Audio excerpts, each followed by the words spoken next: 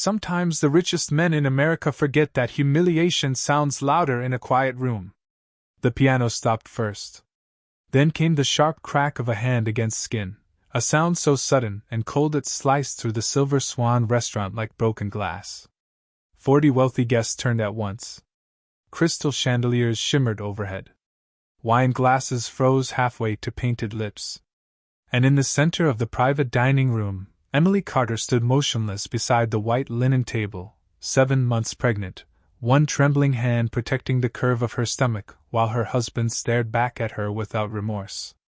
Nathan Whitmore did not look like a man who had just crossed the line. The billionaire investor simply adjusted the cuff of his tailored black suit and pushed a stack of papers across the table as if this were another boardroom negotiation. "Sit down and sign the divorce papers, Emily." His voice was calm. Controlled. That was somehow worse.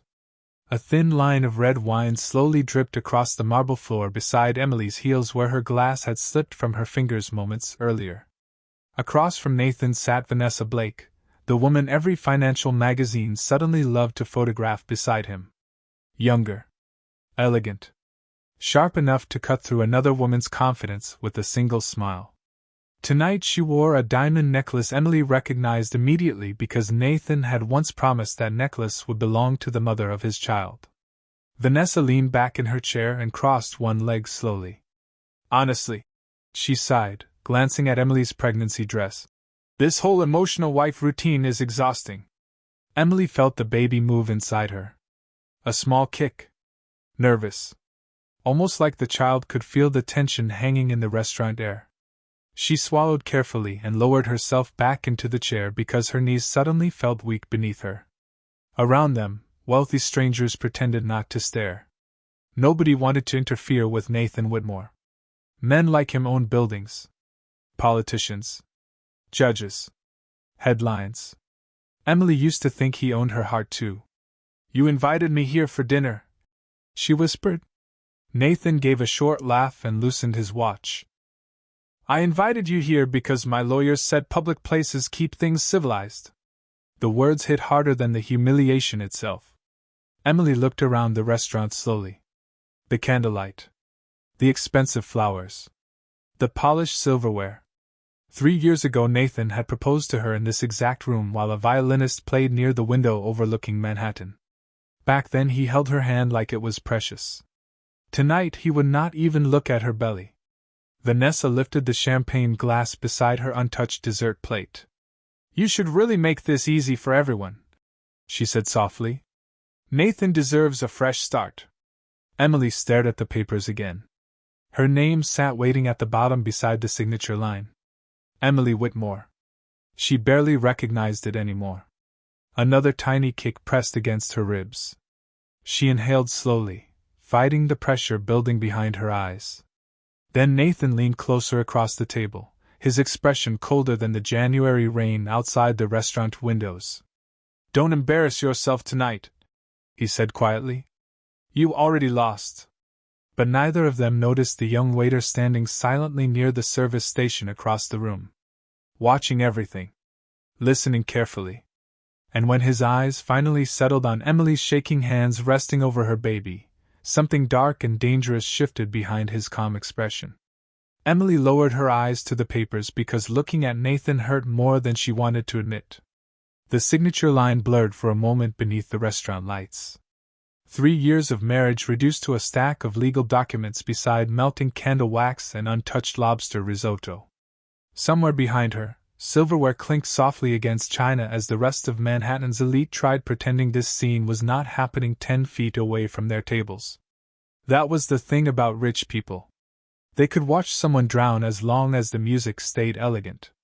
Nathan leaned back in his chair with the relaxed confidence of a man who believed the night already belonged to him. "You have 30 seconds, he said, glancing at his Rolex. "My attorneys made this very generous." Vanessa smiled into her champagne glass. "More generous than most women in your position deserve." Emily pressed one hand against her stomach again as another nervous flutter moved beneath her ribs. Lily always reacted when voices became sharp. Her doctor had warned her about stress 2 weeks ago during an appointment Nathan never attended. Elevated blood pressure. Reduced sleep. Anxiety spikes. Emily remembered sitting alone in the white examination room while couples in nearby rooms laughed over ultrasound photos and baby names. Nathan had texted her 20 minutes before the appointment. Emergency meeting. Rain check. He always had emergencies now. She stared down at the papers again and finally saw the detail that made her chest tighten. Sole custody recommendations. Nathan wanted scheduled visitation rights for her. For the mother carrying his child. Her breathing slowed dangerously. You want to take my baby away from me? Nathan's expression hardened immediately. Do not start dramatizing this. That is not dramatizing. Her voice shook despite her effort to control it. You are trying to separate a mother from her daughter before she is even born. Vanessa sighed loudly and checked her manicure. You are unstable, Emily. Everyone knows that pregnancy hormones can make women irrational. The sentence landed like ice water. Emily looked around the room again and noticed something worse than humiliation. Pity. A woman near the piano quickly looked away when their eyes met. An older man adjusted his tie awkwardly. Nobody defended her. Nobody interrupted. Because Nathan Whitmore funded hospitals and political campaigns and half the charities in Manhattan. Powerful men built invisible walls around themselves. Emily used to admire that power. Now she finally understood how lonely it made everyone around them. Nathan slid a pen toward her across the table. Sign the papers and this ends quietly. Emily looked at him for several long seconds. She searched his face for even a trace of the man she married.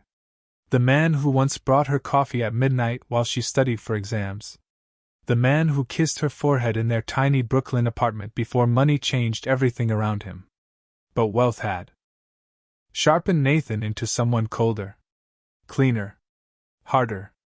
Like every dollar stripped away another piece of humanity. No, she whispered. The single word changed the entire atmosphere at the table. Vanessa stopped smiling first. Nathan's jaw tightened almost immediately. Excuse me?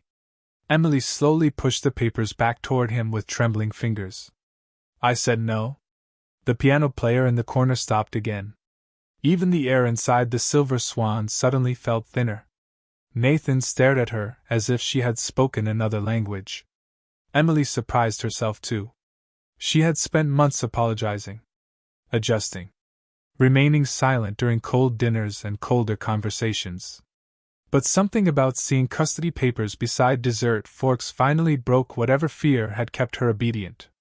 You can replace me with Vanessa in photographs, Emily said quietly. You can erase me from your penthouse.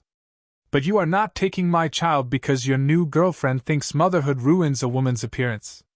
Vanessa's face darkened instantly. Careful, she snapped. Nathan stood slowly from his chair. The movement was controlled but dangerous in the way thunderstorms feel dangerous before the first drop of rain. You are embarrassing yourself in front of everyone. Emily laughed once. A small broken sound she barely recognized. No, Nathan. I think tonight you are finally embarrassing yourself. Silence. Heavy. Absolute. Then came the soft sound of footsteps approaching the table. The waiter. He carried a fresh linen towel folded neatly over one arm and stopped beside Emily without looking directly at Nathan. Up close, Emily noticed something strange about him. His posture was too confident. Too steady. Not nervous like most service staff around powerful guests. His dark suit fit perfectly beneath the white apron, and there was a thin scar near his wrist partially hidden by his cuff. Military maybe. Or something harder. Ma'am, he said gently to Emily. Would you like some water? Before she could answer, Nathan reached into his wallet, pulled out a crisp $100 bill, and dropped it onto the table carelessly. You are hovering, he said coldly. Take the tip and disappear. The waiter looked down at the bill but did not touch it. Then his eyes slowly lifted toward Nathan for the first time all night. Calm. Focused. Uncomfortable in a way Emily could not explain. Sir? he said quietly. I was not speaking to you. The tension at the table changed instantly. Not loudly. Not dramatically. Just enough for every person in the Silver Swan to feel it crawl across the room like cold smoke. Nathan Whitmore slowly turned toward the waiter, disbelief flickering across his face for the first time that night. Men like Nathan were accustomed to obedience. Employees obeyed. Assistants obeyed. Investors obeyed. Even Emily had obeyed for far too long. But this stranger standing beside the table looked completely untouched by Nathan's power. Vanessa gave a short laugh meant to break the silence. This is getting ridiculous, she muttered. Since when do waiters interrupt private conversations? The young man ignored her completely. His attention remained on Emily. You look pale, he said quietly. You should sit back and breathe slowly. Something about his voice made Emily hesitate. Calm. Familiar somehow. Not the words themselves, but the tone beneath them. Steady in the middle of chaos. Protective without sounding pitying. She had not heard someone speak to her that gently in a very long time. Nathan stepped closer to the waiter now, his expensive shoes stopping inches from the fallen $100 bills still resting untouched on the white tablecloth. I do not repeat myself twice, Nathan said coldly. Take the money and walk away. The waiter finally glanced down at the bill again. Then he reached forward slowly. For one brief second Nathan smirked, clearly expecting submission. But instead of pocketing the money, the waiter folded the bill neatly and slid it back toward Nathan. Keep it, he said. You might need it soon. A quiet gasp moved through the dining room. Vanessa nearly choked on her champagne. Nathan's face darkened immediately. Do you have any idea who you are talking to? The waiter met his stare without blinking. Yes, he answered softly. That is the problem. Emily felt another sharp movement from the baby and instinctively pressed both hands against her stomach. Her pulse had become uneven now.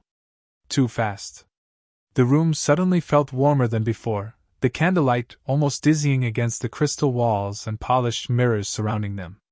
Somewhere near the entrance, a server accidentally dropped a tray, the metallic crash echoing through the silence before quickly disappearing again. Nobody left their seat. Nobody wanted to miss what was happening. Nathan laughed once under his breath, but there was tension inside it now. Manager, he called sharply without looking away from the waiter. Either remove him from my table, or I will personally make sure this restaurant loses every investor connected to my company. Several people nearby exchanged nervous glances. Nathan's threats were never empty. Emily had seen him ruin careers with one phone call. Destroy small businesses over wounded pride. He liked control more than happiness. It was the one thing money could always buy him. But before anyone could respond, something unexpected happened. The restaurant manager appeared near the table almost immediately, moving so quickly his forehead glistened beneath the lights. Emily recognized him vaguely from previous dinners. Older man. Gray suit. Usually confident. Tonight he looked terrified. Nathan pointed toward the waiter dismissively. Get him out of here. But the manager did not even glance at the waiter. Instead, to the complete shock of everyone watching, the older man stopped beside him and lowered his head respectfully. Sir, he said carefully, your driver has arrived. Silence. Real silence this time. Not awkwardness. Not tension. Pure confusion. Emily stared at the manager first, then back at the waiter beside her. Nathan frowned. What did you just say? The manager swallowed hard. Mr. Carter asked not to be disturbed during dinner service. Emily's heartbeat stopped for one terrifying second. Carter. The name hit her harder than anything Nathan had done tonight. Slowly, the waiter reached up and untied the white apron around his waist. The fabric slipped free and folded neatly over his arm. Beneath it was not the posture of a server trying to survive a shift. It was the posture of a man completely accustomed to commanding rooms far more powerful than this one. Vanessa blinked rapidly. Wait. Carter? Nathan's expression shifted from annoyance to calculation. Daniel Carter? The waiter finally looked directly at Emily again. And for the first time since he approached the table, the cold restraint in his eyes softened slightly. "Hello, Emmy." The nickname shattered whatever emotional wall Emily had left. Nobody had called her Emmy in 12 years. Not since the night her older brother disappeared after their father's funeral. Not since the family debt scandal destroyed the Carter name across New York newspapers. Daniel had vanished overnight back then. No goodbye. No explanation. Just absence. Emily had spent years believing he was either dead or buried somewhere beneath another identity. And now he stood in front of her wearing a waiter's uniform inside the most expensive restaurant in Manhattan.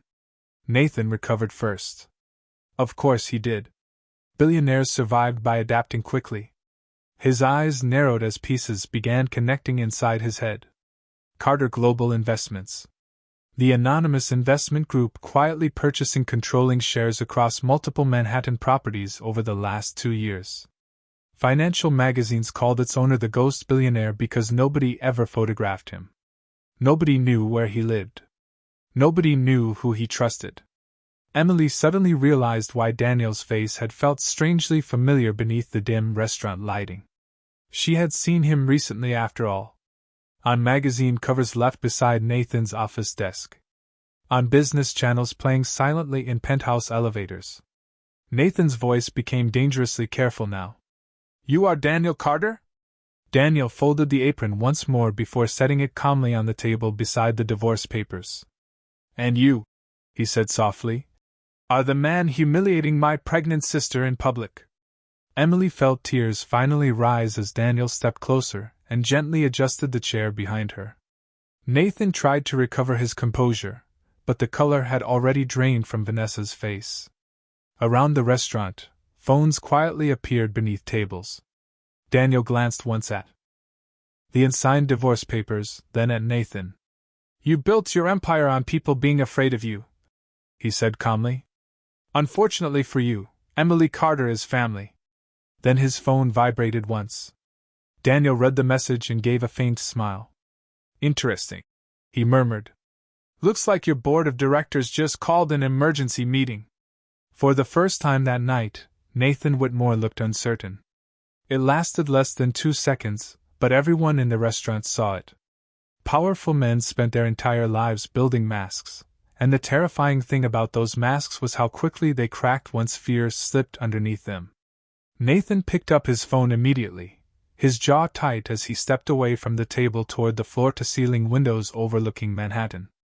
Emily watched him whisper sharply into the receiver while rain streaked against the glass behind him like thin silver lines. Vanessa leaned closer to Emily now, but her earlier confidence had faded. "You knew about this?" she asked quietly. Emily shook her head slowly, still staring at Daniel. "I thought he was gone." Daniel pulled out the chair beside her and sat down with calm precision, as though this were a normal family dinner instead of a public disaster unfolding in one of Manhattan's most expensive restaurants. Up close, Emily noticed new details about him. The expensive watch hidden beneath his sleeve. The faint scar near his chin she did not remember from childhood. The exhaustion in his eyes that no amount of money could fully erase. 12 years vanished and remained between them at the same time. "You disappeared," Emily whispered. Daniel looked toward the city skyline for a moment before answering. "I left because Dad's debts were going to bury all of us." Emily remembered that winter perfectly. Reporters outside the apartment building. Bank notices stacked on the kitchen counter. Their father collapsing beneath pressure he never admitted aloud. Daniel had only been 24 back then, already carrying responsibilities that should have belonged to older men.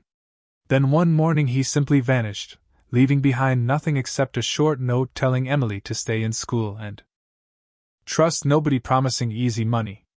"You never called," Emily said softly. Daniel finally looked at her again.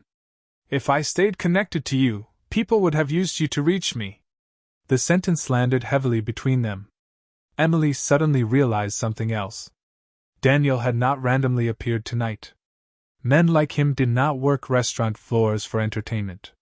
This had been planned somehow. Carefully. Quietly.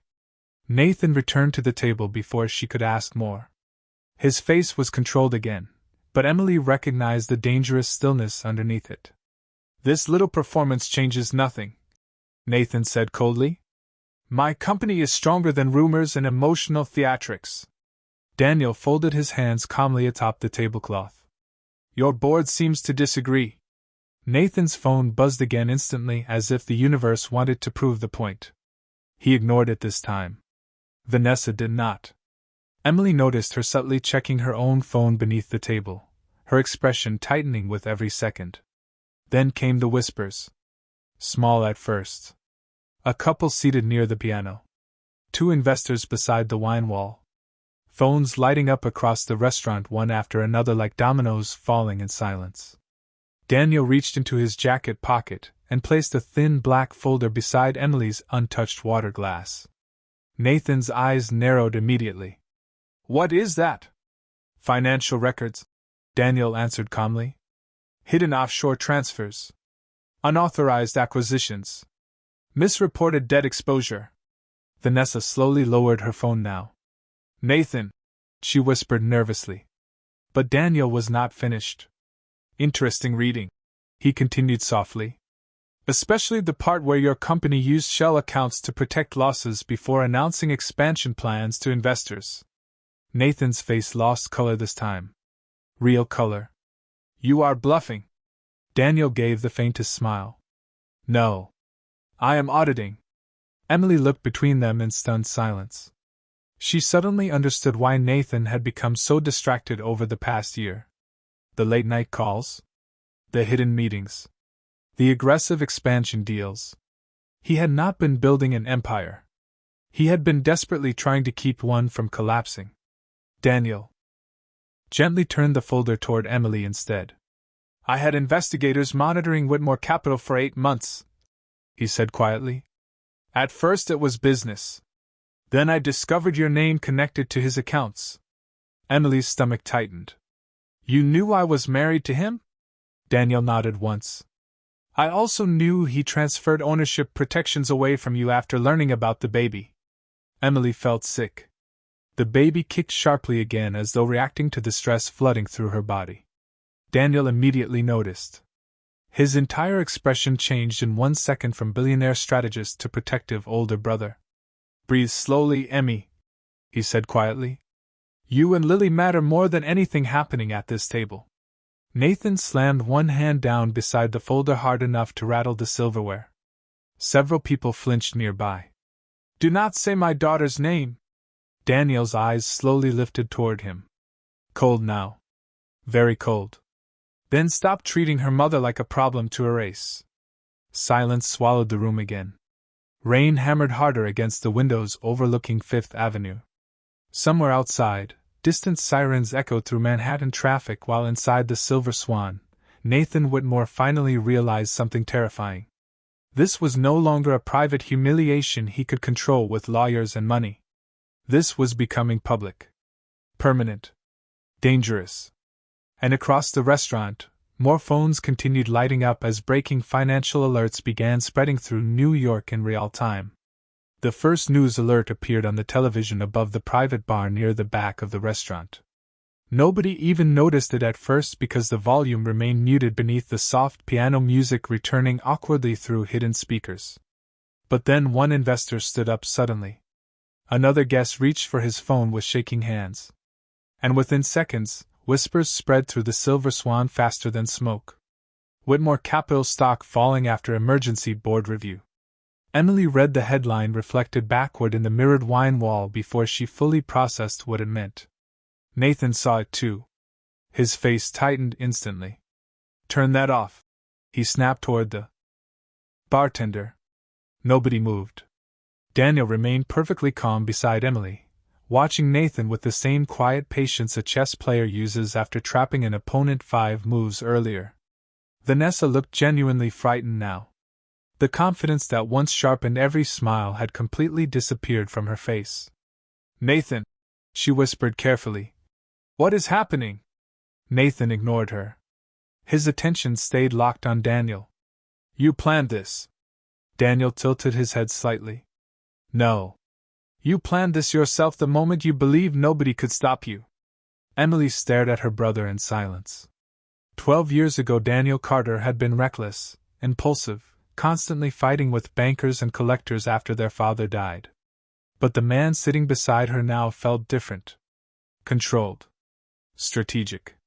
Like every painful year had forged him into something colder and far more dangerous than wealth alone. Another phone buzzed nearby. Then another.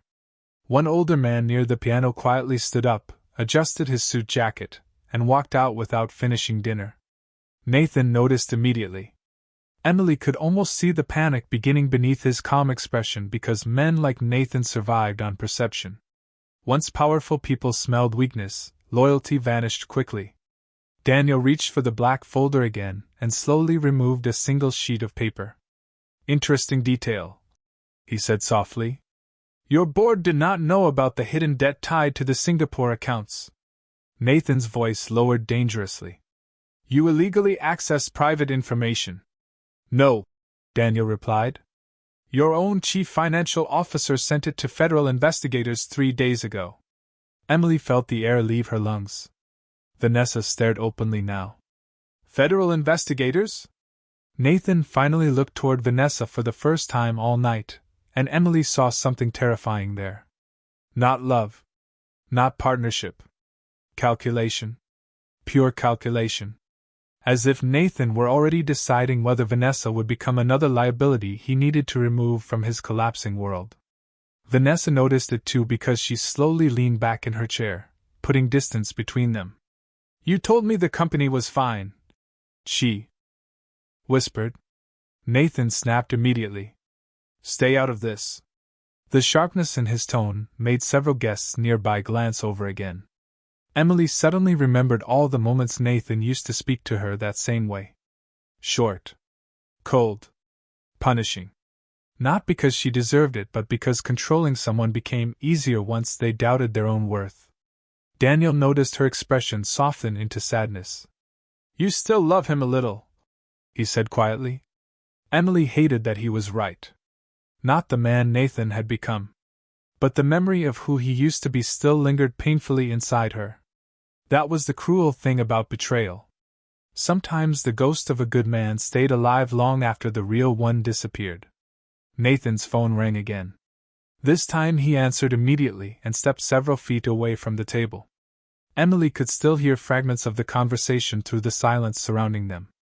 No comment until legal approves. Do not suspend trading. I said nobody talks to the press.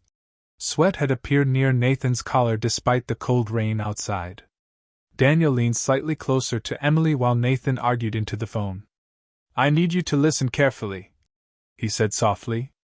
After tonight, lawyers and reporters are going to circle around him like sharks. I can protect you from all of it if you let me. Emily looked at him carefully. Why now? For the first time that evening, real emotion crossed Daniel's face. Regret.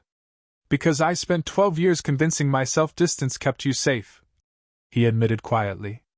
Then I watched that man humiliate you in public while carrying our family's future. Emily looked down at her stomach again. Lily shifted gently beneath her hand, calmer now somehow. Daniel's voice lowered further. I should have come back sooner, Emmy. Before she could answer, Nathan returned to the table abruptly. His entire demeanor had changed. The arrogance remained, but desperation had started bleeding through the cracks. This is temporary, he said sharply.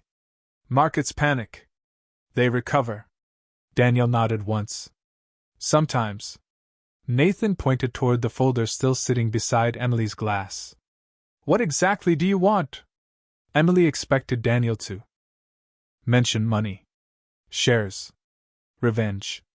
Instead, her brother looked directly at Nathan and answered with terrifying simplicity. An apology. Nathan blinked once as though he genuinely did not understand the word. Around them, the restaurant had become completely silent again. Every guest listening. Every server frozen. Daniel's eyes never left Nathan's face. Not for business, he continued quietly. For her. Nathan laughed under his breath. Small. Disbelieving. You are destroying $1 billion company over hurt feelings? Daniel's expression hardened instantly. No, he said. You destroyed it the moment you forgot that human dignity still matters more than money. The silence after Daniel's words felt heavier than the rain hammering against the restaurant windows. Human dignity. The phrase lingered over the candlelit tables like something unfamiliar inside a room full of people who measured worth in stock prices and penthouses. Nathan stared at Daniel for several long seconds, then slowly laughed again. But this time the sound felt forced. Thin. You think this is some moral victory? He asked sharply. You think markets care about dignity? Daniel leaned back calmly in his chair. No, he said softly.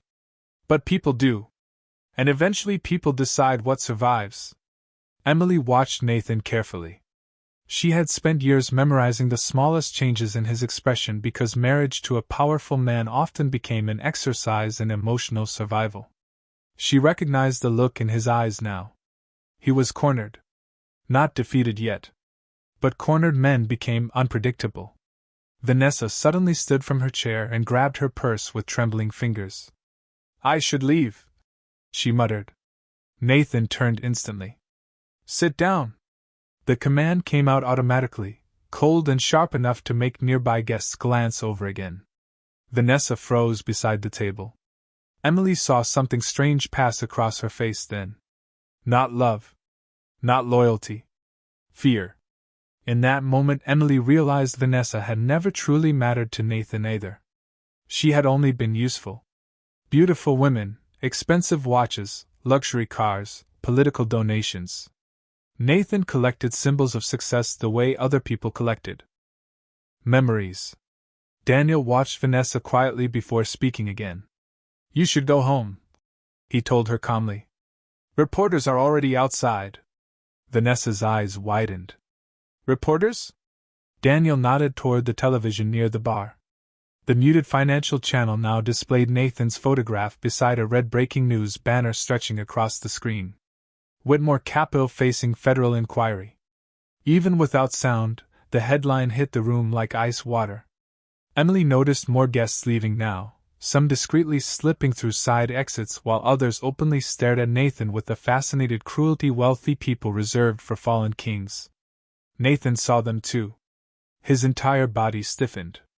This is not over, he said quietly. Daniel's expression did not change. No, he agreed. It is just finally visible. Emily suddenly felt exhausted. Not physically. Soul-deep exhausted. Months of anxiety, loneliness, forced smiles, cancelled appointments, cold dinners, silent tears in penthouse bathrooms while Nathan answered midnight calls from Vanessa. Tonight had ripped every hidden wound open under restaurant lights for strangers to witness. And somehow that hurt less than pretending everything was normal. Her phone vibrated softly beside her water glass. A message from her doctor's office reminding her about tomorrow's prenatal appointment. Nathan had forgotten that appointment too. Emily stared at the screen for a moment before quietly turning the phone face down. Daniel noticed. You have been going alone? He asked gently. Emily nodded once. Nathan immediately spoke without looking at either of them. I was working. Daniel gave a faint smile that held absolutely no warmth. That excuse sounds smaller tonight than you think it does. Nathan suddenly stepped closer to the table again, lowering his voice carefully. Tell me what this costs. Emily looked up slowly. There it was. The one language Nathan trusted more than love, loyalty, or family. Money. Daniel seemed almost disappointed. You still think this is negotiable? Everything is negotiable, Nathan replied immediately. Daniel studied him for a long moment before answering. You know what your real problem is? Nathan folded his arms. Enlighten me. Daniel glanced toward Emily first. You spent so much time building a public image that you forgot private moments matter too. The words landed directly inside Emily's chest because they were true. Nathan donated millions to children's hospitals but missed ultrasounds. He gave speeches about leadership while humiliating his pregnant wife at dinner. He loved admiration more than connection. Another alert flashed across the television screen. Emergency suspension requested by Whitmore Capital shareholders. Nathan's phone rang again immediately after. This time he did not answer. He simply stared at the screen until it stopped ringing on its own. Emily suddenly remembered something from years earlier. Their tiny apartment in Brooklyn before the money arrived. Nathan eating instant noodles at 2 in the morning while promising her they would someday conquer Manhattan together. Back then he laughed more. Back then he kissed her forehead while she fell asleep on his shoulder. She mourned that version of him more than this marriage itself. Emily. Nathan's voice softened for the first time all night. Real softness. Dangerous because part of her still remembered loving it. We can handle this privately. Daniel immediately looked toward her, not interrupting, just watching carefully. Emily realized both men were waiting now. One offering power. The other offering control disguised as reconciliation. The restaurant seemed quieter than ever despite the storm outside. Then Nathan stepped closer and lowered his voice further. Come home with me, he said gently. Please. Emily looked at him for several seconds. Then she slowly glanced toward the unsigned divorce papers still sitting beside the folded waiter apron. She looked at the television headlines. The frightened investors leaving through side doors. Vanessa silently disappearing toward the elevators without saying goodbye. Finally she looked at Daniel, the brother she thought she lost forever, sitting beside her like a wall between her and the collapse surrounding them. And for the first time in months, Emily Carter realized she no longer felt afraid of being alone. The rain outside had become a full Manhattan storm by the time Emily finally pushed her chair back from the table. The soft scrape of wood against marble sounded strangely loud inside the nearly silent restaurant. Nathan watched her carefully, and for the first time since she met him, Emily saw genuine fear in his eyes. Not fear of losing money. Fear of losing control. Emily, he said again, quieter now, do not do this because of tonight. She looked at him calmly. Tonight did not create this, Nathan. Her voice surprised even herself. Steady. Clear. Months ago she would have cried while saying those words. Tonight there was only exhaustion left. Daniel stood slowly beside her but did not interrupt. He understood something Nathan never fully learned. Real protection did not always mean speaking for someone. Sometimes it meant finally allowing them to speak for themselves. Nathan glanced around the restaurant, clearly aware of the eyes still watching him from every corner. Several guests pretended to check their phones while openly listening. The television near the bar continued flashing financial updates and silent red banners across the screen. Whitmore Capital shares down 22% after emergency review. Emily noticed Nathan reading the numbers without meaning to. Even now part of him remained trapped inside the machinery of wealth and damage control. I can fix this, he insisted. We will issue statements. We will handle the board. We can go somewhere private and discuss everything calmly. Emily almost smiled at the word calmly. You mean quietly, she corrected. Nathan's jaw tightened. Daniel stepped toward the window overlooking the storm-covered streets below and spoke without turning around. There is no quiet version of truth anymore. Lightning briefly illuminated the glass towers outside, turning the city silver for half a second. Emily suddenly remembered another rainy night years earlier when Nathan had proposed to her on this exact floor. Back then the Silver Swan had felt magical. The violin music. The skyline. The promise that they would build a beautiful life together. She used to think love stories ended with rings and penthouses. Nobody warned her that some stories truly began the moment a woman finally recognized her own worth. Nathan softened his voice again. You are emotional right now. Emily looked directly at him. I was emotional when I cried alone after doctor appointments you skipped. I was emotional when you stopped touching my stomach every time Lily kicked because your attention belonged to someone else. I was emotional when I sat in a 12-bedroom penthouse feeling lonelier than I ever felt in our tiny apartment before the money. Nathan opened his mouth but said nothing. Because there was nothing left to defend. Vanessa's abandoned champagne glass still sat untouched beside the candlelight, lipstick marks fading slowly against crystal. Emily stared at it for 1 second too long, and suddenly understood something painful. Vanessa was never the real problem either. She was simply the symptom of a man who no longer valued loyalty once success convinced him he deserved constant admiration. Daniel quietly walked back toward the table and picked up the unsigned divorce papers. He looked at them briefly before folding them once down the center. "You know," he said softly, "I spent years believing power meant never becoming vulnerable again." Nathan crossed his arms defensively. "And now?" Daniel glanced toward Emily. "Now I think power is protecting the people who still love with open hearts." The sentence settled heavily over the room. Emily felt tears threaten again but refused to let them fall this time. Not because she was weak. Because she was finally tired of crying over someone who only valued her once losing her became possible. Nathan stepped closer carefully. "Emily, please." It was the first genuine plea she had heard from him in months. Maybe years. But sincerity arriving only after consequences never felt the same as love arriving freely. Emily placed both hands gently over her stomach as Lily moved softly beneath her dress. The baby always calmed her lately, almost like a tiny heartbeat reminding her she still had a future beyond humiliation and disappointment. "I do not hate you," she admitted quietly. Nathan looked stunned by the words. Emily continued before he could speak. "That is what makes this sad." The storm outside rumbled deeply over Manhattan. Somewhere near the elevators, reporters' voices echoed faintly through the lobby downstairs. The world beyond the Silver Swan was already changing. Headlines spreading. Investors panicking. Lawyers preparing statements through sleepless nights. But strangely, Emily no longer felt trapped inside that chaos. Daniel reached for her coat resting over the chair and carefully helped her into it the same way their father used to do when she was little. Gentle. Patient.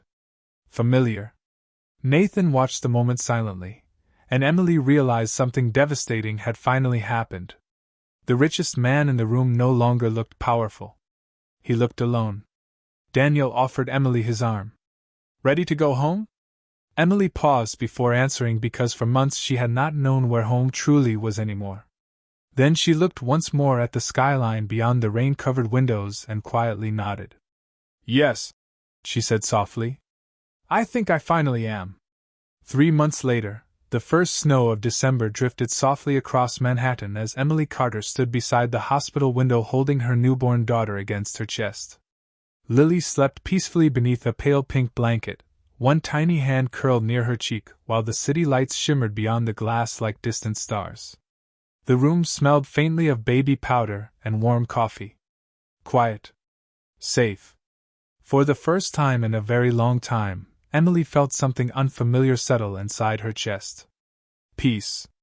The nurses at St. Margaret Medical Center had spent the entire morning whispering about the woman in the private recovery suite on the 20th floor. Some recognized her from financial news headlines months earlier. Others recognized Daniel Carter from the security team surrounding the floor with silent professionalism. But nobody treated Emily like gossip.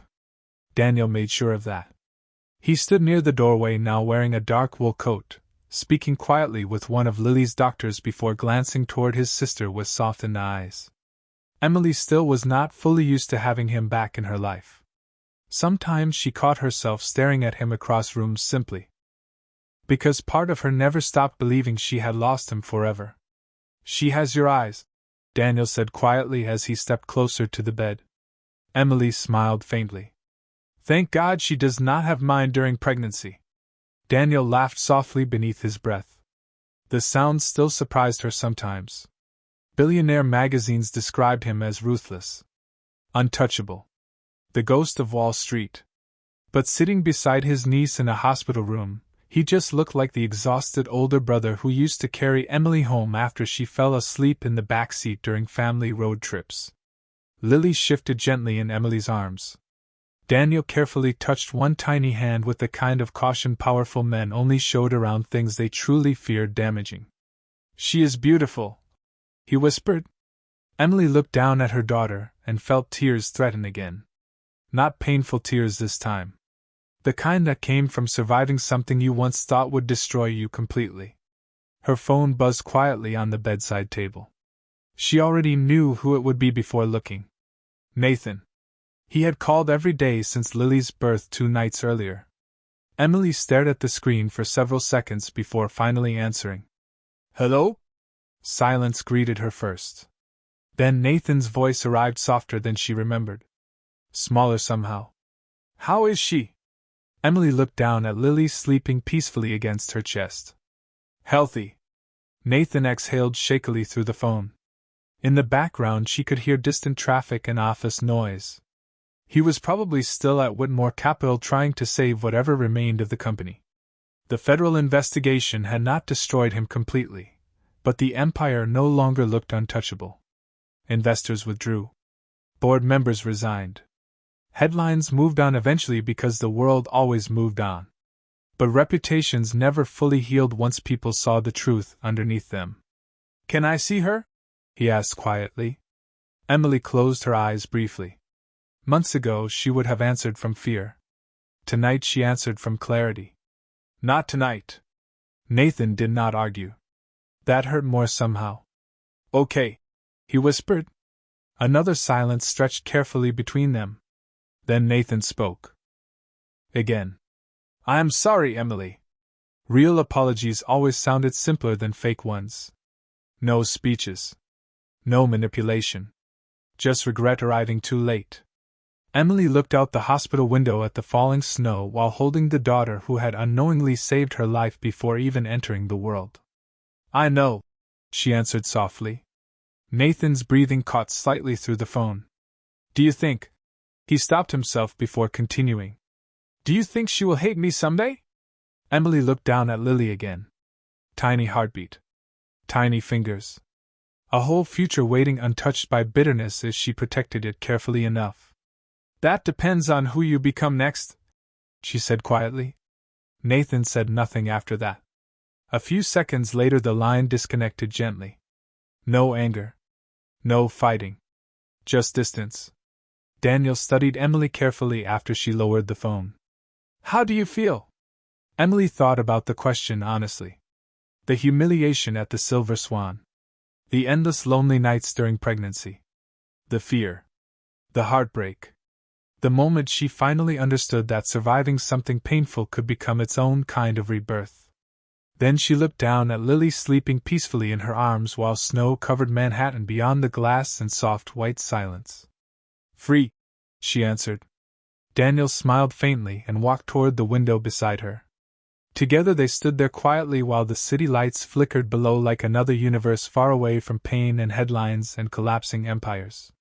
Somewhere deep inside the hospital corridor, a newborn baby cried briefly before being comforted again. Life continuing. Healing itself slowly. Emily kissed Lily's forehead gently, and closed her eyes for one peaceful second. Some men spend their whole lives chasing power only to discover too late that the most valuable thing they ever held was the heart they failed to protect.